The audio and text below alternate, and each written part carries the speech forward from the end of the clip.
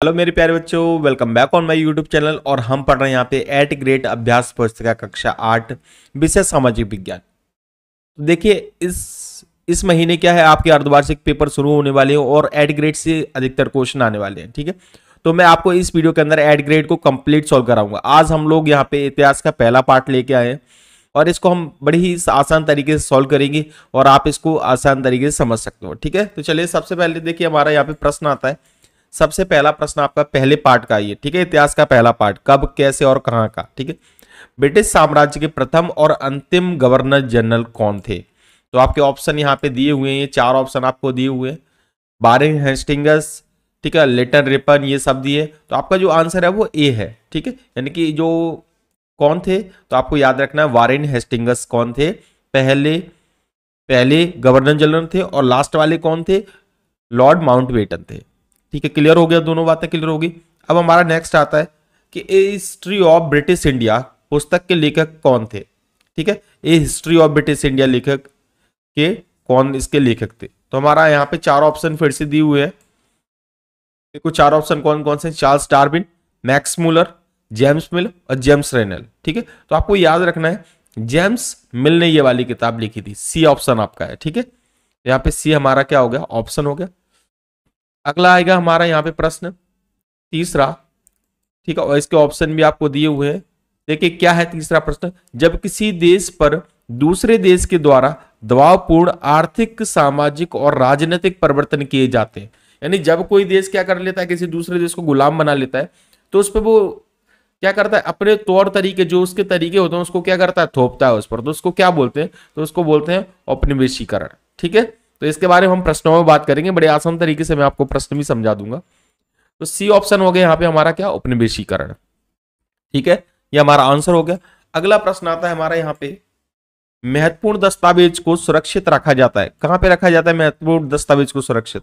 पुस्तकालय में, अभिलेखागार में, प्रयोगशाला में या फिर संग्रहालय में? बताइए कहां पे रखा जाता है? तो हमारा उत्तर यहाँ पे होगा अभिलेखागार में। ठीक है, तो उत्तर हमारा बी है यहाँ पे, तो आप भर देना यहाँ पे, बी हमारा उत्तर हो गया। ठीक है, और जो गोले वगैरह है वो तो आप बना ही लोगे। ठीक है, तो हमारा आंसर क्या हो गया यहाँ पे, बी हो गया।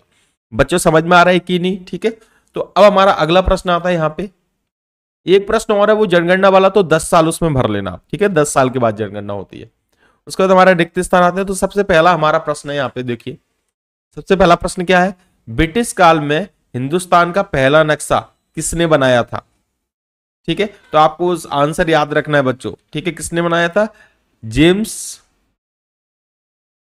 रेनेल ने बनाया था। ठीक है, ये हमारा क्या हो जाएगा यहाँ पे आंसर, जेम्स रेनेल ने बनाया था। क्लियर, ब्रिटिश काल में हिंदुस्तान का पहला नक्शा किसने बनाया था? जेम्स रेनेल ने बनाया था। ठीक है, सेकंड क्वेश्चन हमारा यहाँ पे, अर्थशास्त्री जेम्स मिल कहां का निवासी था? जो जेम्स मिल था ना, वो कहां का निवासी था? तो वो स्कॉटलैंड का था। आपको याद रखना है, स्कॉटलैंड। ठीक है, स्कॉटलैंड का निवासी था। क्लियर, 2 बातें क्लियर होगी। तीसरा हमारा आता है यहाँ पे कि भारत में रेलगाड़ी का प्रचलन शुरू हुआ, कब से शुरू हुआ है? तो आपको ध्यान रखना है, कई लोग गलत लिखा रहे, 1853 से हुआ है। ध्यान रखना आपको, 1853 से हुआ है रेलगाड़ी का प्रचलन हमारे देश के अंदर। ठीक है, उसके बाद अगला है यहाँ पे, a history of British India में इतिहास को कितने भागों में बांटा गया है? तो 3 भागों में बांटा गया है। 3 भाग कौन कौन से आपको पता होगा, मुस्लिम, ठीक है, हिंदू, मुस्लिम और ब्रिटिश। ठीक है, आपको याद रखना है। ठीक है, तो हमारा आंसर हो गया यहाँ पे। उसके बाद अगला प्रश्न हमारा यहाँ पे आता है, ई लॉर्ड वारेन हेस्टिंग्स कब भारत की गवर्नर जनरल बने? तो आपको ध्यान रखना है 1773 में बने। यह हमारा क्या हो जाएगा यहाँ पे, उत्तर हो जाएगा। सभी आंसर हमने भर लिए।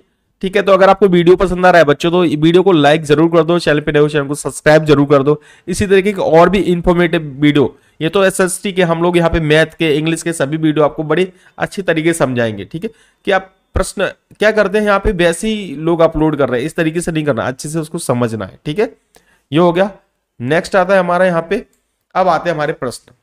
क्या प्रश्न है? सबसे पहले, इतिहास के आधुनिक काल को विकास का युग क्यों कहा गया है? तो हमारा उत्तर है, देखो इतिहास के आधुनिक काल में विज्ञान, तर्क, लोकतंत्र, समानता, शिक्षा आदि का विकास हुआ। कहने का मतलब यह है कि जब अंग्रेज नहीं आए थे ना, तो कहीं ना कहीं देखो अंग्रेजों ने हमको गुलाम तो बनाया, ये अच्छी बात है, लेकिन क्या हुआ, अंग्रेजों ने हमको फायदे भी तो दिए। जैसे हम लोग क्या है, हमेशा हमारे जो देश में है ना जातिवाद बहुत ज्यादा था, ऊंची जाति नीची जाति, इस तरीके से लोगों का शोषण होता रहता था। तो जब अंग्रेज आ गए तो उन्होंने शिक्षा वगैरह पढ़ाई वगैरह शुरू करी, तो लोग थोड़े से जागरूक हो गए। ठीक है, तो ये थोड़ा सा फायदा मिला। तो क्या है, इतिहास के आधुनिक काल में विज्ञान, तर्क, लोकतंत्र, समानता, शिक्षा आदि का विकास हुआ। इसलिए आधुनिक युग को क्या कहा जाता है, विज्ञान का युग कहा। ठीक है, क्यों कहा जाता है विज्ञान का युग, समझ में आ गया, क्योंकि इसमें विज्ञान का विकास हुआ, तर्क का विकास हुआ, लोकतंत्र का विकास हुआ, लोग बराबर का दर्जा चाहने लगे। ठीक है, नहीं, शिक्षा, लोग पढ़ने लगे, जिससे ज्ञान बढ़ने लगा, और ज्ञान बढ़ने लगा तो लोग क्या है, जागरूक होने लगे। तो कहीं ना कहीं ये देश को फायदा भी हुआ है। ठीक है, इसीलिए इस आधुनिक युग को क्या बोला गया है, विकास का युग बोला गया है। क्लियर हो गया। उसके बाद आता है हमारा क्वेश्चन नंबर 8, सुलेख नबीस किसे कहे गए हैं। ठीक है, किसे कहा जाता है सुलेख नबीस। तो देखो सुलेख नबीस कौन होता है, जैसे आज की डेट में कुछ बच्चे होते हैं जिनकी हैंड राइटिंग कैसी होती है, बहुत बढ़िया होती है ना, हम बोलते हैं इसकी हैंड राइटिंग कितनी बढ़िया है। आज की डेट में कर्सिव राइटिंग चल रही है कि नहीं। तो पहले जमाने में जिनकी राइटिंग बहुत अच्छी हुआ करती थी ना, जो बहुत अच्छी चित्रकारी करते थे, लिखने की लिखावट जिनकी बहुत अच्छी होती थी, उनको क्या बोलते थे, सुलेख नबीस बोलते थे। ठीक है, तो पुराने समय में जो लोग सुंदर ढंग से लेख लिखने में निपुण होते थे, उन्हें हम क्या कहते थे, सुलेख नबीस कहा जाता था। समझ में आ गई बात आपको। सुलेख नबीस कौन होते थे, पुराने टाइम में जो बढ़िया लिखते थे, जिनकी लिखावट बहुत अच्छी होती थी, उनको सुलेख नबीस कहा जाता था। ठीक है, अगला क्वेश्चन आता है हमारे यहाँ पे क्वेश्चन नंबर 9, अभिलेखागार में क्या क्या देख सकते हैं। तो देखो अभिलेखागार में क्या क्या रखते हैं, तो प्राचीन दस्तावेज, जो पुराने जमाने के दस्तावेज हैं, प्राचीन मानचित्र, ठीक है, गणमान्य व्यक्तियों के निजी अभिलेख, कोई फेमस व्यक्ति उन्होंने कुछ बढ़िया सा लिखा उसके अभिलेख, सरकारी दस्तावेज, ये सब देखे जा सकते हैं। ठीक है, इन सबको अभिलेखागार में रखा जाता है। ठीक है, क्लियर हो गया, क्वेश्चन 9 तक आपका क्लियर हो गया। नेक्स्ट क्वेश्चन देखो बच्चों, इतिहास को तारीखों से क्यों जोड़ा जाता है। तो देखो इसका उत्तर क्या है कि पहले जमाने में जो इतिहास माना जाता ना, वो सिर्फ किसको माना जाता, लड़ाइयों को माना जाता कि भैया कौन सी लड़ाई कब हुई, तो उसी को इतिहास माना जाता, नॉर्मल लाइफ को इतिहास नहीं माना जाता। ठीक है ना, तो यहाँ पे यही लिखा है, इतिहास को तारीख से जोड़ने का मुख्य कारण यह है कि प्राचीन समय में युद्ध और बड़ी बड़ी लड़ाइयों को ही इतिहास माना जाता था। बस इतनी सी बात याद रखनी कि पहले समय में युद्ध और जो बड़ी बड़ी लड़ाइयां होती थी ना, उन्हीं को क्या माना जाता था, इतिहास माना जाता है। इसीलिए इतिहास को किससे जोड़ा गया है, तारीखों से जोड़ा गया है। ठीक है, उसके बाद आता है हमारा प्रश्न नंबर 11, छपाई की तकनीक के प्रसार से जनता को क्या क्या लाभ हुए। जब छपाई शुरू हो गई, यानी कि हमारे देश के अंदर पहले छपाई का काम तो होता नहीं था। ठीक है, तो जैसे छपाई का काम होने लगा तो जनता को उससे क्या क्या फायदे मिले। तो देखो बहुत फायदे मिले, हम बताते हैं इसके अंदर क्या क्या है। देखो सबसे पहले क्या, अखबार छपने लगे, पहला फायदा समझ में आ गया, अखबार छपने लगे, जिसके कारण लोगों को देश में होने वाली घटनाओं की जानकारी मिलने लगी। अखबार छपने लगे, अखबार की न्यूज हर जगह जाती है। ठीक है, उससे क्या, लोग देश में क्या चल रहा है इसके बारे में जानकारी रखने लगे। ठीक है, दूसरा पुस्तक छपने लगी, जिससे लोगों के में ज्ञान का प्रसार हुआ। पुस्तक छपेगी तो लोग उसको पढ़ेंगे और उनका क्या है, ज्ञान बढ़ेगा। तो ये दो फायदे हुए, समझ में आ गई बात आपको। अखबार छपे तो पूरी जानकारी मिलने लगी देश में क्या चल रहा है, दूसरा पुस्तक छपी तो हमको और ज्ञान मिलने लगा। ठीक है, लोगों के विचार हम लोग जानने लगे। क्लियर हो गया, ये आपका क्वेश्चन नंबर 11 था। अब आता है हमारा क्वेश्चन नंबर 12, उपनिवेशीकरण क्या होता है। ये हमारा अभी ओटी में भी क्वेश्चन था। ठीक है, देखो उपनिवेशीकरण क्या होता है, जब किसी देश पर दूसरे देश द्वारा दबाव पूर्वक आर्थिक, सामाजिक और राजनीतिक परिवर्तन किए जाएं, तो इस प्रक्रिया को क्या कहा जाता है, उपनिवेशीकरण कहा जाता है। कहने का मतलब यह है कि जैसे मान के चलो कोई देश है, उसने दूसरे देश को क्या बना लिया, गुलाम बना लिया। अब जैसे चाइना वाले हैं, जैसे हमको किसने, अंग्रेजों ने क्या बनाया था, गुलाम बनाया था कि नहीं, भारत को अंग्रेजों ने गुलाम बनाया। अब गुलाम तो बना लिया, अब वो क्या कर रहे हैं, देश को अपने हिसाब से चलाएंगे, हमारे हिसाब से थोड़ी चलाएंगे हमारे यहाँ पे।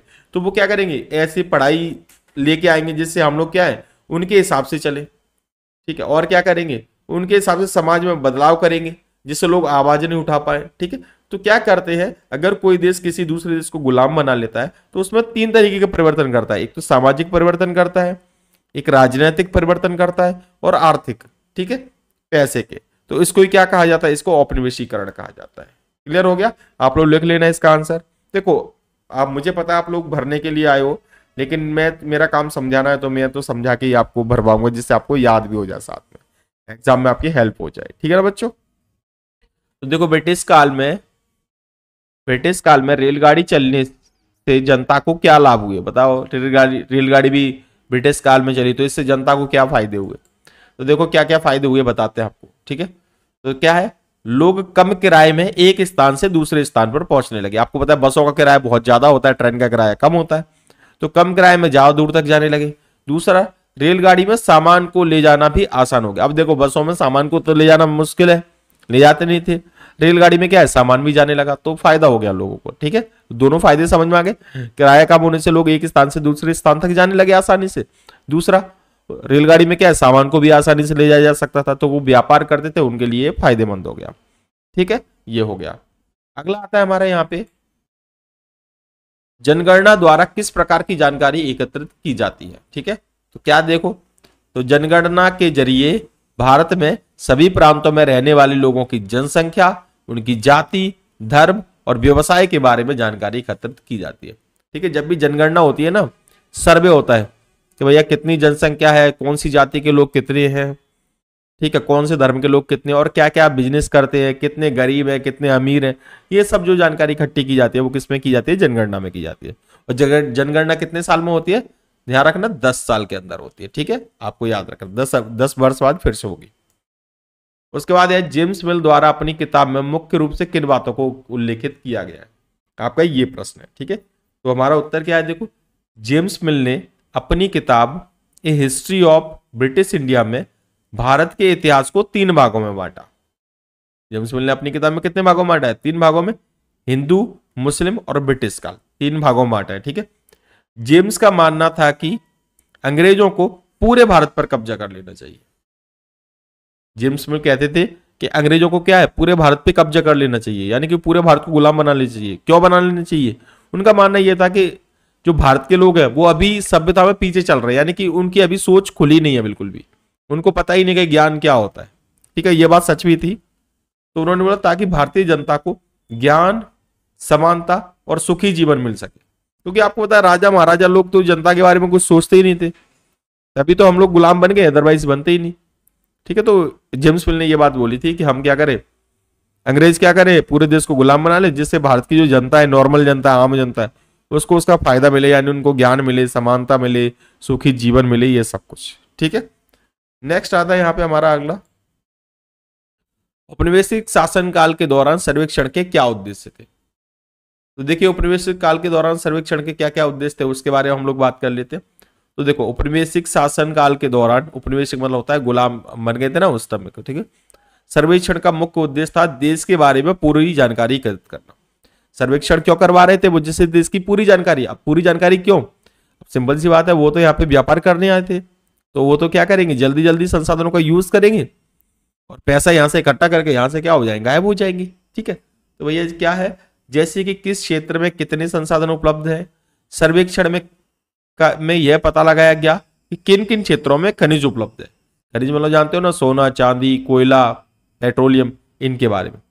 किन किन क्षेत्रों में उपजाऊ मिट्टी है और किन क्षेत्रों में वनस्पति उपलब्ध है, यानी वन, ये सब संसाधन होते हैं, इन्हीं से तो देश की कमाई होती है।